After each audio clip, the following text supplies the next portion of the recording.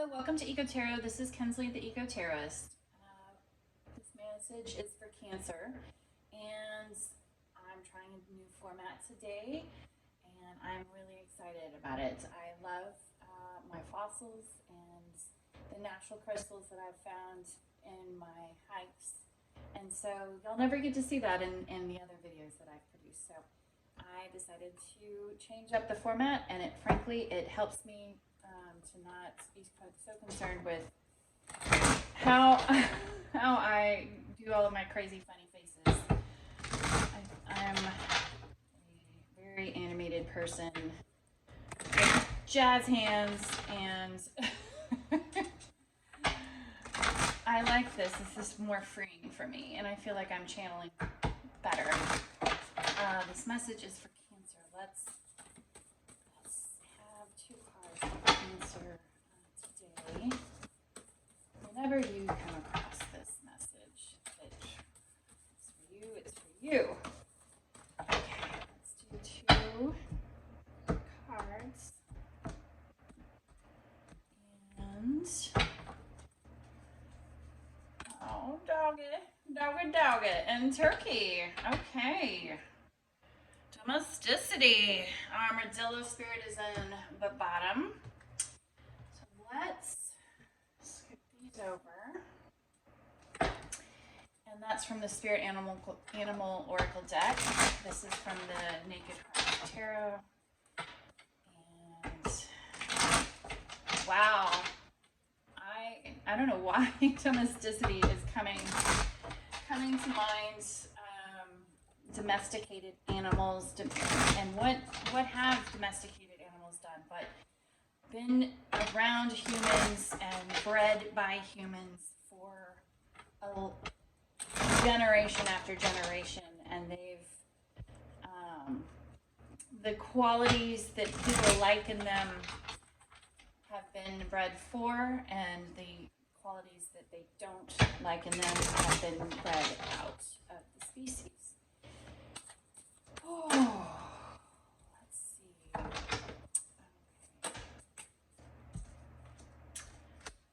And wow, we've got a lot of energy coming around here as we build this beautiful message from Spirit, which I am totally, look at that. Okay, you've got the Ace of Pentacles, 9 of Pentacles from the bottom, and then it's reversed. Okay. Let's go into the Lenormand deck of the deck that I made, which now I've decided I want every person who reads tarot or oracle or Lenormands and or to try doing it themselves. I look at this, like, it's just easy, and I have my notes on the back to help me learn, but it was I just bought some blank cards from Amazon, but it's so tied to my energy now, and it's such a different feel from using a deck that someone else made, and that's fine. You know, people use other people's decks, but try it, man. Ooh, it is so potent. I feel, wow, that child really wanted to pop out. I know. Birds. Wow. Okay. Wow, you got the star and the tower. I mean, the ring and the tower, and the okay. Ooh. And the book. Okay. And at the bottom, you have the snake. Little knowledge at the bottom. Okay, lastly, to finalize, to build out this reading, we're going to use the Satori Tarot, these tiny little tarot cards. And they are fascinating. I'm learning more about them as I go. Every time I look at something, it's such a different interpretation, which I'm loving. Hold on. Is there something out already? I didn't even. Okay.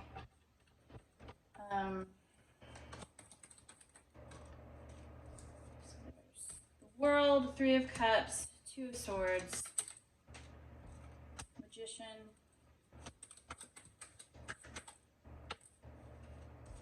Eight of Wands again. Second time you got that, sucker. And Eight of Swords. It's been out a lot today. People are stuck. People be scared. And then you've got the Five of Wands with the Pentacles. God, it's so funny how everything is, it just changes with everything coming out. And I don't know how people like that. I mean, you can sometimes further clarify, but I really like the buildup of what I'm going for now. Okay, so dog spirit is typically, a very loyal energy. And as I mentioned earlier, it's a very domesticated energy where we've bred through hundreds of generations of different kinds of breeds and dogs, the qualities that we like. And we've groomed them for what we want versus what we don't want. And maybe sometimes, that's when the mutt comes in. I love the mutts because they're rogue. They're like, I'm going to be who I want to be. I'm not going to be just like everybody else. So maybe that's a part of this reading. But Eight of Wands is communication and action, fast action towards a child or associated with a child or a new beginning. Three of Cups and the World is what also supports this little piece of the puzzle. And let me just keep going here. I want to have it laid out. So Two of Swords is this indecision, this stuck in your mind, followed by Birds, which is anxiety and worry, and that makes sense. So you've got you're worried about something, and you cannot make up your mind. And Two of Swords again. Oh my God, Two of Swords and Two of Swords clarified clearly. Look at this. And the Magician. Sorry, my cat is trying to get in here, sweet thing, but she jumps on the ledge and freaks me out. So I can't let her up here. I cannot believe Two of Swords came out. It always is so interesting because it really is ensuring that you know what Spirit wants you to know about. And oh yeah, okay. So you're so worried about someone in your life that could be a child. This Three of Cups, this reunions, happiness, gatherings, but and the ending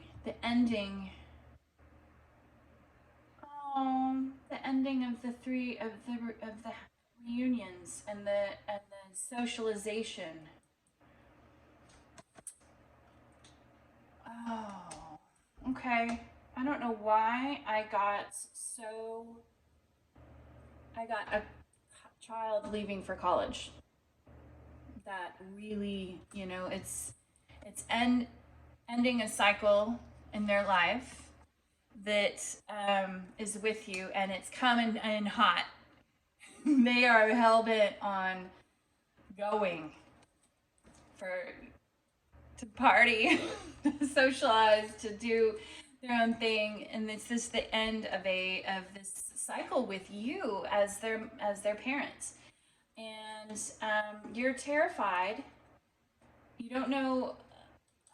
You're stuck in your head. You're terrified because and worried for their safety. She's balancing on this high wire, and it's safer here in once she gets to the building, but in the meantime, she's trying to balance with nothing, not even a net below. And so you're really concerned and worried about their safety and if they're going to make the right decisions. So this is the Magician. And I don't know why I got that about if they're going to make the right decisions, but sometimes, when you're manifesting the wrong things. You're focused on partying, right? Whereas you should be focusing on something else and manifesting that. In college is, it's a double-edged it's a double-edged sword. It's a double-edged sword.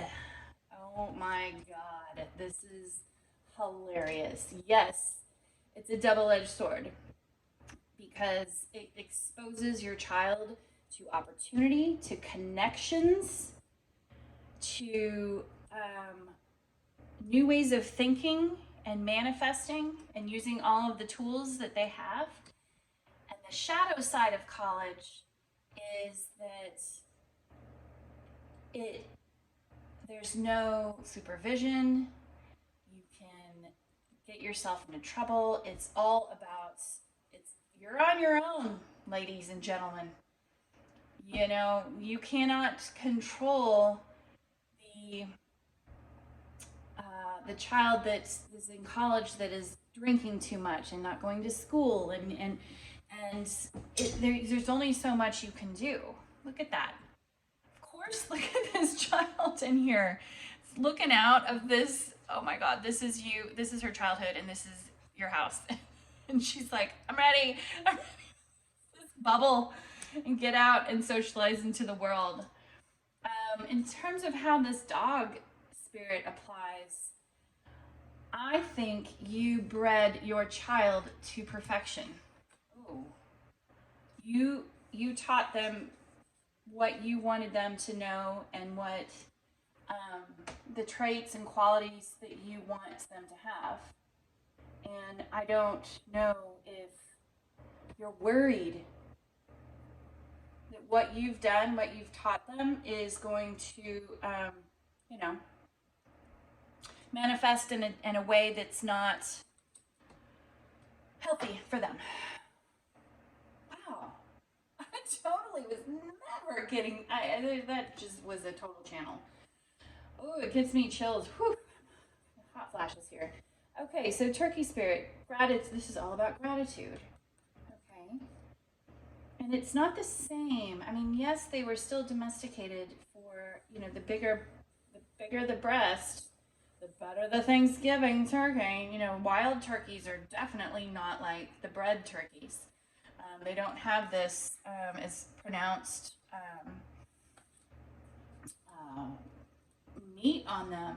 And so, Brene Brown, I love Brene Brown, and she talks about when you're scared, and what does she say? When you have, say, your kids going away to college. Oh my God, this is all coming together.